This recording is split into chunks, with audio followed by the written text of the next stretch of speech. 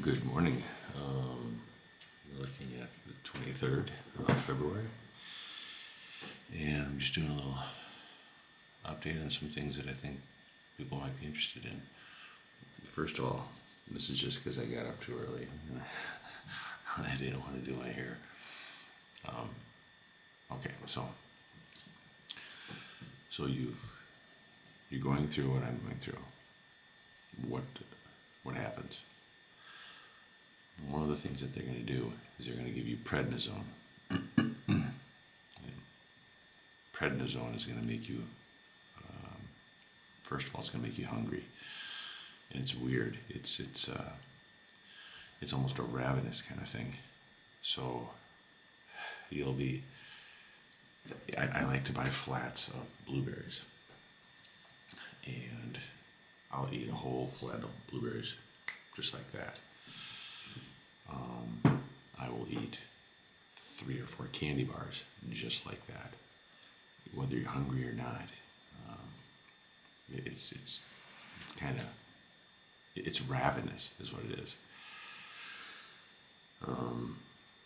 So when I first started this, I'd lost some weight. I've been trying to lose weight anyway, but when I was diagnosed with this, for I think 3 days, I didn't have hardly anything to eat at all. Now, is that stress? Is that, I don't know, but because I'm not really stressed, believe it or not. I'm very accepting of what has been diagnosed. And then I wasn't even on the prednisone when I'd stopped eating. And so I got down to, I think, 160 pounds. And that was down from, I want to say, about 172, something like that. So anyway, then you get ravenous eating. And you go through these cycles where you won't eat at all, or you'll eat like crazy. And there's really no control. It'll just be in front of you. You just keep eating. So there's that. Your eating habits will change. It is what it is. Just accept it. And one of the things that I've been told is that you're going to need, when chemo and radiation come in to play, you're going to need to put some weight on, because you may get nauseated,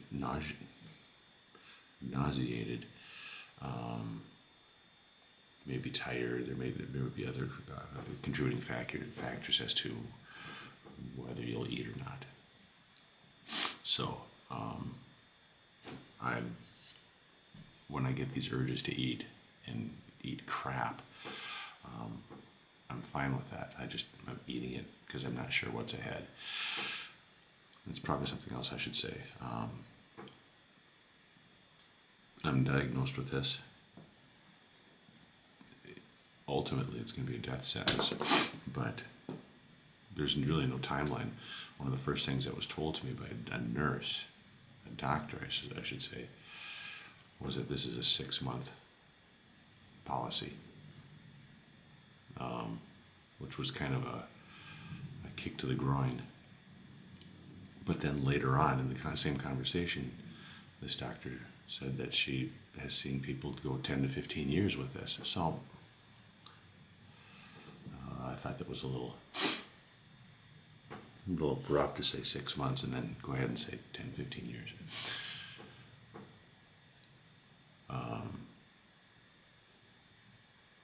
I'm really not sure where I was going with that. Sorry.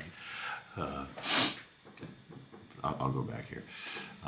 So we were talking about eating, and so anyway, I'm trying to put weight on a little bit, because I'm really not sure what's coming ahead.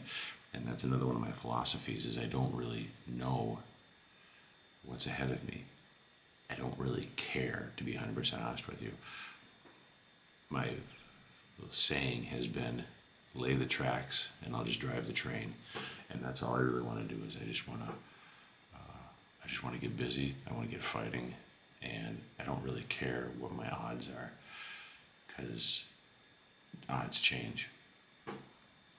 So what might be 6 months for one person could be 15 years for another, or 2, or 7, or who knows. There's really not a lot that I can do to change it. I can do my chemo, I can do my radiation, I can eat better, get better sleep, and do some of these trials and see what happens. And that's what I'm going to do. I'm not going to bitch and moan about it. That's not going to do any good. It's just a matter of getting out there and fighting. Excuse me. Venom, again. Love it. I'm sure it's really good for me too. Okay, so we've gone through eating. Another thing that I've noticed is my sleep has gone right in the toilet. I never really was a good sleeper in the first place. But what I've noticed is being on prednisone and Keppra, which is another drug I'm on, which is anti-seizure medication, because they think that I might be having seizures.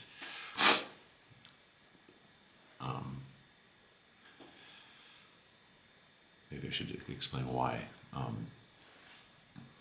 I have and maybe I've gone over this, but I'll do it again. I was having like these flashing or bright lights in this eye, and then they bleed over to the other eyes. They've pretty much gone away, but another thing that I have is I have floaters in my eyes. And because my binocular vision is all messed up, because of the tumor, and it's supposed to remap. It doesn't look like it's gonna, but it's supposed to. There's a dead spot here. I can't see anything. I can't see my hand moving here. But I can still see floaters coming in and out, so it's almost the illusion of having these seizures. Whether it is a seizure or whether it's an illusion of the seizures, I don't really know. So they've got me on this Keppra too. So my eating habits have changed dramatically, and I believe it's because of the drugs. My sleep is just crap. For a long time, I was getting like 2, 3, maybe 4 hours at most. And within the last week and a half, and again, this is, when did I start this? I think the third of the month is when I started the drugs, and it's geez, I can't even read. It's the 23rd. In the last week or so, I think I've started to get tired early. Like I'll be watching TV with Annie, and I'll just pass out for a half hour and go to bed, and then wake up at, it's 2 in the morning. So your sleep, at least my sleep, has changed dramatically, and you need sleep for the brain to heal. So what am I doing? I try to go to bed earlier. It just means I get up earlier. I tried some over-the-counter drugs. I can't remember the name of it off the top of my head. It'll come to me later. But it's like a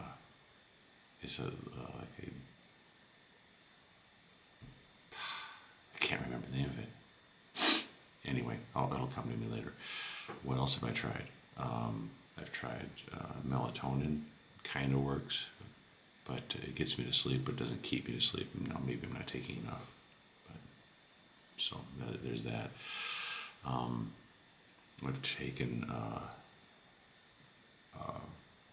pot tincture, marijuana tinctures, the little droplets. Again, it gets me to sleep. Doesn't keep me to sleep. I should be taking it again when I wake up, but I don't. And I don't know why, because I'm stubborn, I suppose. But you need your sleep for this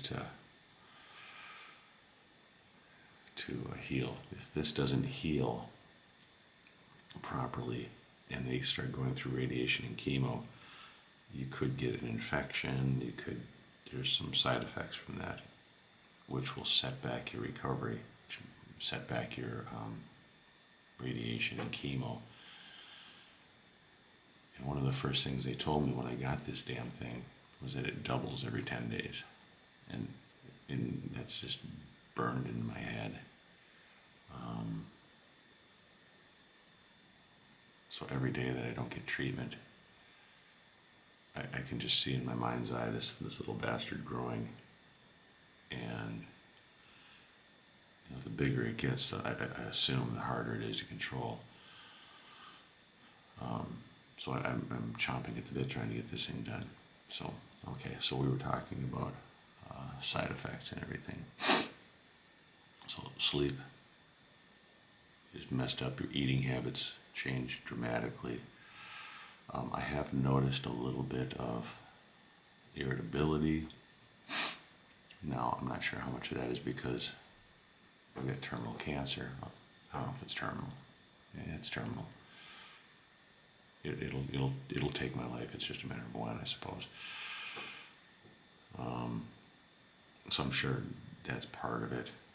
Although I'm really, I'm very accepting of what's happened. So I maybe subliminally something's changing, but I don't know.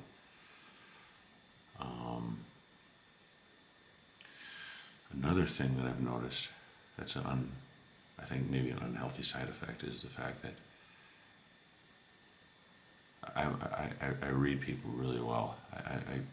I can sense what they're thinking, what they're feeling. I'm very much an empath. And when people find out about the diagnosis or they call me after they've found out about it, I'm reading into what they say and how they say it, and the inflections they use, and how long a conversation it is. And it sucks. It sucks that people are so uncomfortable with it. Because I think I'm pretty open. I think I'm pretty easy to talk to. I really do. Now, some people may argue with that, but I think I'm pretty easy to talk to because you know where you stand with me. If I don't like something, you can see it right away. But normally I'm very welcoming, I think. And you see people talking to you, and they're so sorry that this happened to me, and I feel for them. I really do, because it's got to be a really difficult thing if someone you care about is given a diagnosis that I've been given. Basically, I think what people are reading is death sentence, that's fine. I don't care, because we're all going to die of something. And this is just imminent, They feel it's imminent. Although I will say that everything that I hear is that this is not a curable disease, it's treatable though. So treatable means that I can fight this. And so some of the things that maybe I'll go on to get into it later I will get into it. I'll get into it now. Some of the things that they're doing with treating this. The radiation is so ultra exact. It's mapped out by MRI. So they'll MRI my melon, and then they'll have a mask of sorts that'll be on my head that will direct these beams of radiation to specific cells. It's really sci-fi like. It really is. And it only takes like 2 or 3 minutes apparently. Again, if I've gone over this before, I'm sorry guys. I'm not using a script or anything like that. This is just me talking. So if I waver, sorry. But it's almost like a ski mat or a snowmobile mask that goes over your head, and then it hits exactly these spots. It's actually really amazing, and the chemo is just a pill that you take.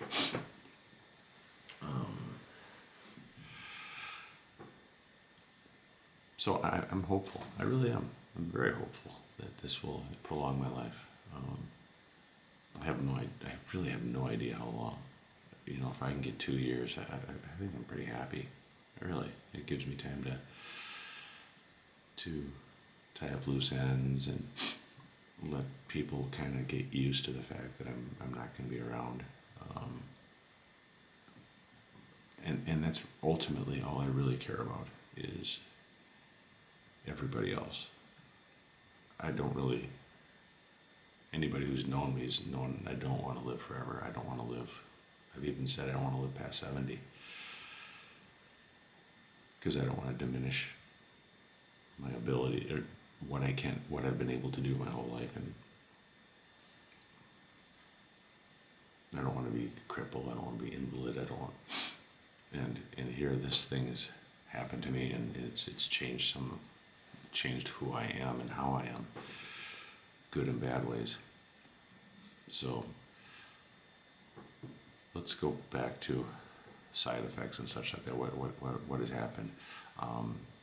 So thus far, again, the food, the energy levels, boy, and it absolutely spikes. I've got that kind of motor anyway, but boy, there's times where I've got all kinds of energy. I'm bouncing off the walls, and then just recently I've started to calm down a bit. Your sleep changes, your energy changes, your hunger's changed, and again, this is pre-radiation and chemo. So we'll see what happens there.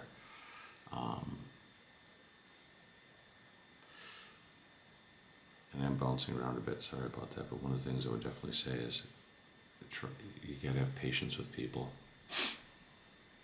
And you probably should have patience with yourself too.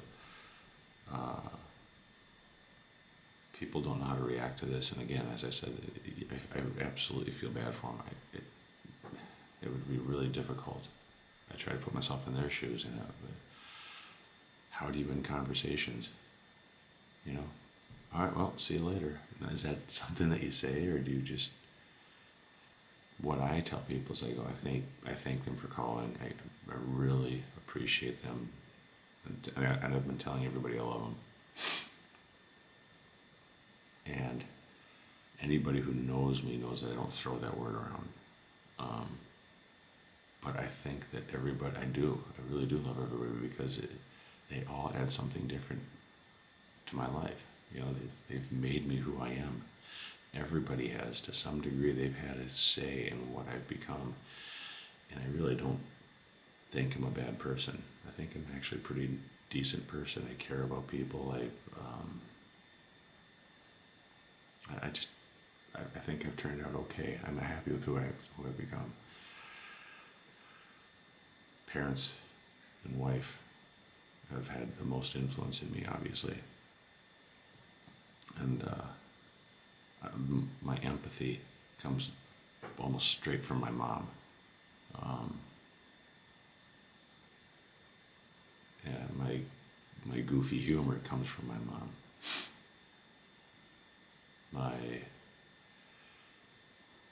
My Germanness comes from my dad.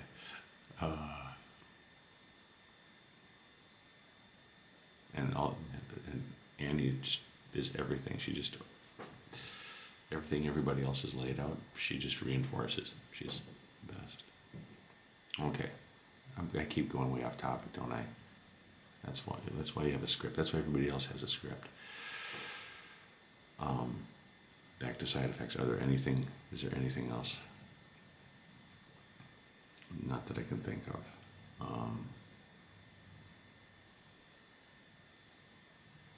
Yeah, not that I can think of. I'm sure that a lot of people go through grief.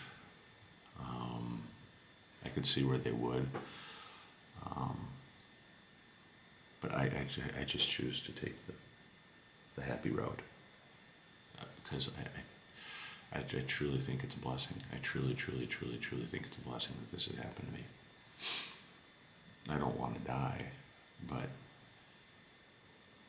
I've been given an experience that very few people get the opportunity to have. And then to have the attitude I have on top of it, I think it can't be seen as anything less than a blessing. It just can't. I'm using this opportunity to, this amount of time I have left, whatever it is to get a head start on everything. So, and I don't recommend everybody does this, but this is how I'm dealing with it. Getting our affairs in order, which I think everybody should do anyway. I have huge collections of all kinds of crap. I'm German, so I collect everything. And I'm selling it off, donating it off, whatever, because you don't want to leave all this crap on someone else's plate. Because if I do die in 6 months, there's a lot of crap here that Annie shouldn't have to take care of. So you do what you can to streamline everything for everybody. Don't leave a burden to them. When my father-in-law died, he did not have his affairs in order, and it made a lot of work for one of the survivors. But should have been for everybody, but one person took control of everything. So get your shit in gear.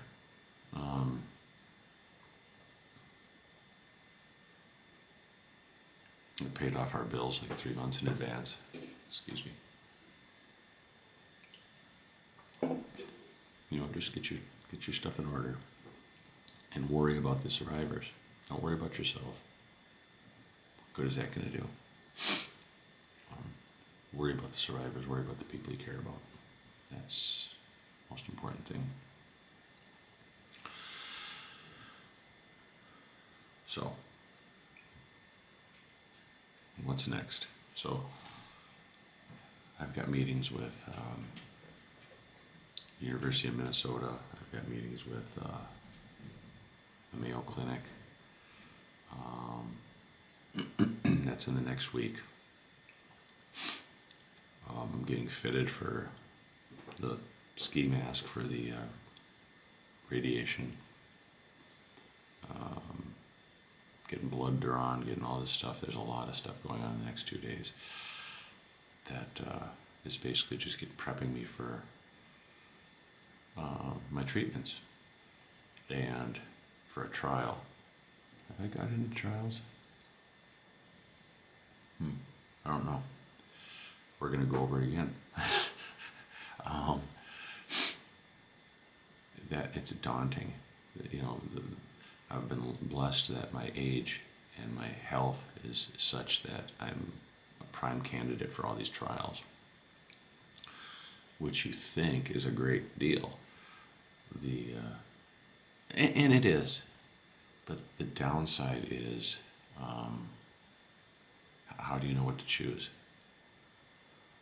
And nobody's willing to answer that because they don't, and justifiably, because they don't know. You could have the best drug on one of these trials, but the fact that it's side by side with a placebo means you might not even get that. There's a 50% chance you won't even get that drug.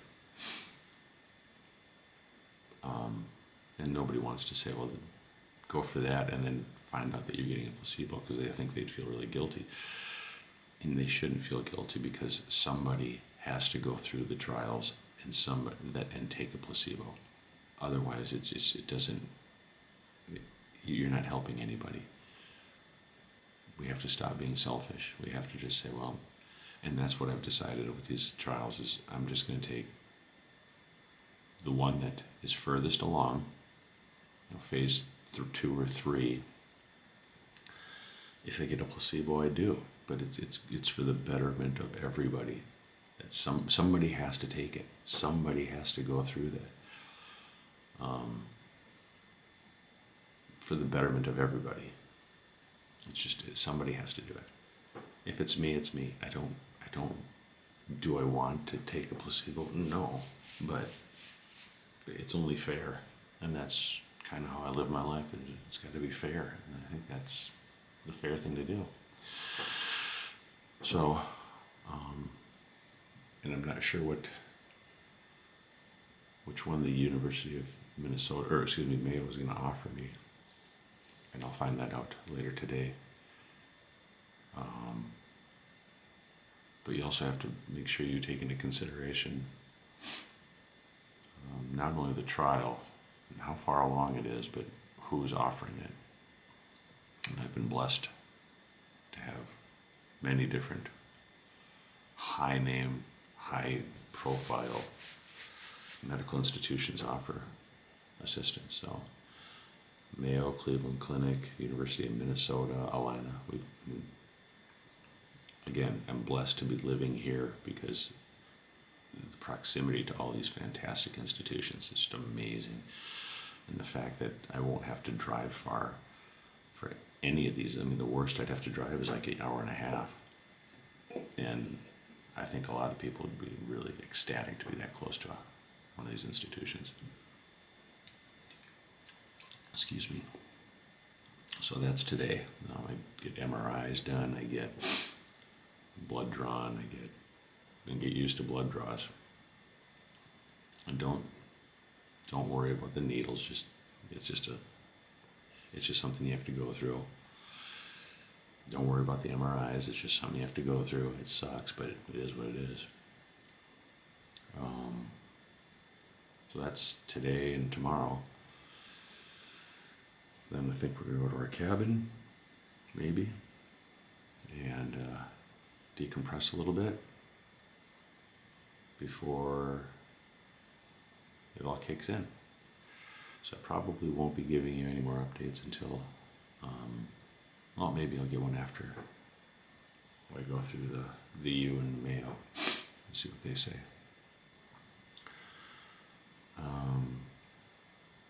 So I think that's it. Just be there for your people. Live each moment. Be happy. Right? Till next time.